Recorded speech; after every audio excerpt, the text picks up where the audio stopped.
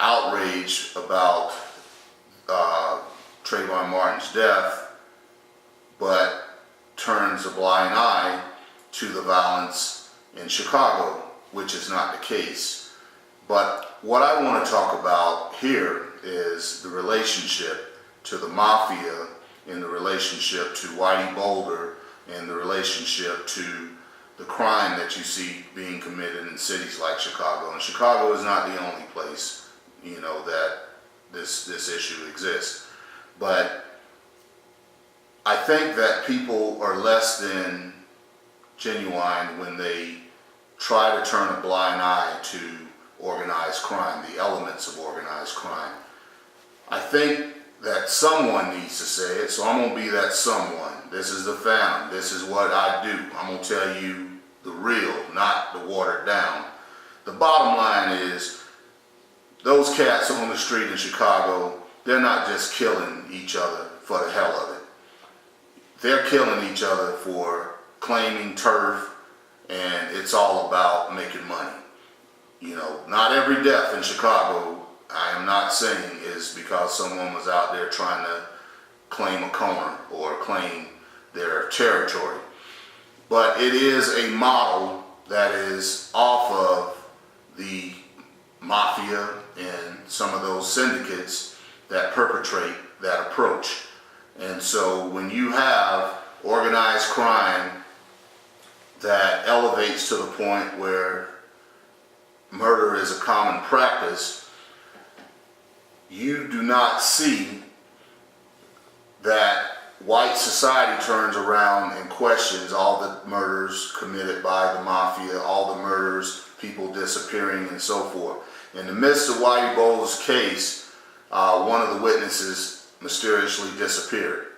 And so there was no outcry, and it's a common occurrence. But so the bottom line, it's all for gaining wealth. It's all for gaining value from those individuals' perspective. So when black people execute that same approach, they trying to make their money just like the mob's trying to make its money, then why then is it any different?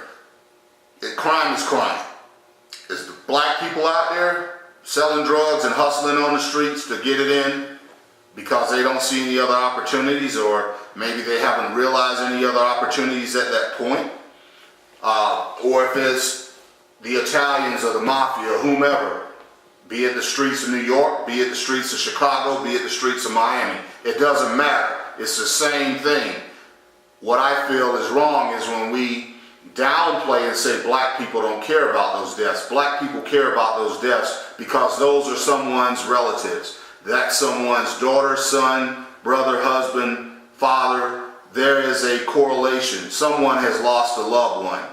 So when you turn the cameras on, CNN and Fox News, MSNBC, whomever, when you turn your cameras on, just keep this in mind. When you talk about Chicago, there is a reason. There is a reason that crime level is so high in Chicago. And yes, black people do care about their loved ones, the loss of their loved ones, just as the victims who were in the courtroom with Whitey Boulder, they care about their loved ones. 30 years later, they're standing there demanding justice. So let's be honest, let's keep it real. This is your boy Phantom. I want to thank you for your time. I would ask you to continue to support our broadcast. Thank everybody who has come out and supported us and followed us thus far. But for those of you who don't know how to find us, please visit us on Facebook. You can like us, subscribe. Just search Phantom, Phanton. No, nothing added to it. Yes, I am Phantom, the Philosopher, and basically, as I said in the first episode, that's combining comedy and combining a little bit of philosophy and logic, just a different approach to some of the issues that we face in our society. I talked at the end of the last episode I didn't have a chance, but I had talked in that episode about some of the comments that we had gotten. And one of the biggest ones that we're still getting feedback on or response to is strange, but it's always the things that seem to deal with violence is what people talk about. Maybe it's justified. But I had quite a few responses as to why I had a weapon, and what was the whole issue. Was I trying to be funny about it or thinking that I was some badass or something? And so I just want to come back and talk about that. I had said that I would talk about it in the last episode, but we ran out of time, so I want to address that issue. Why did I have a weapon, or was I trying to be some kind of badass or threatening folks, whatever? It has nothing to do with that. What I want to tell you is we live in some peculiar times. I'm not a timid individual, but I know the importance of being able to protect myself. And so a couple comments was, I had a weapon, but I didn't have no clip. So, I don't want to shoot my cameraman, so I took the clip out.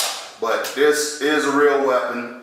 But more importantly, if you're going to carry this, you need to carry this. You need to have your concealed weapon permit. You don't need to walk around, with a weapon and you don't have a permit. I can go anywhere I want to go with my weapon, so I'm legal. So make sure, get your concealed weapon permit and make sure that you're legal. And again, it's not to threaten anybody, but let me just say this. Currently, we see all the issues in politics dealing with our Second Amendment rights. And so, the right to bear arms, that is. And so, it's important to a lot of people. A lot of people for the right reasons and a lot of people for the wrong reasons. But black people don't sleep at the wheel. If you don't have your weapon, you need to go out and buy you a weapon so you can protect your home.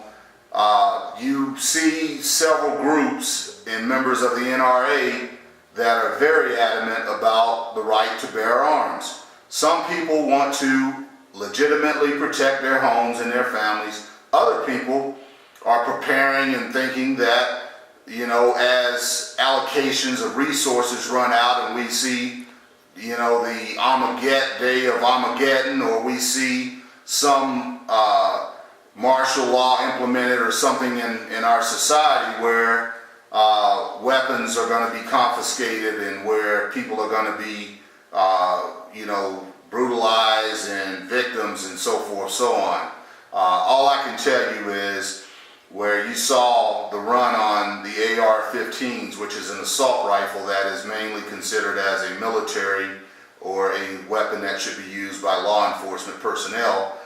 You saw the run on those weapons. What I mean by run on those weapons is people going out buying those weapons as fast as they could before they became illegal, or it became illegal to purchase those weapons, should I say. And so this is my point. If you sit back and you wait until the day comes, if that day should come, I pray that it doesn't, but if it does come and you have no means of protecting yourself, a slingshot's not going to get it at that time. So I suggest, if you have some discretionary income, go out, purchase your weapon. I am not advocating violence, I'm advocating reality. And it has even been said, is not to be ignorant or belittle anyone, but it has been said that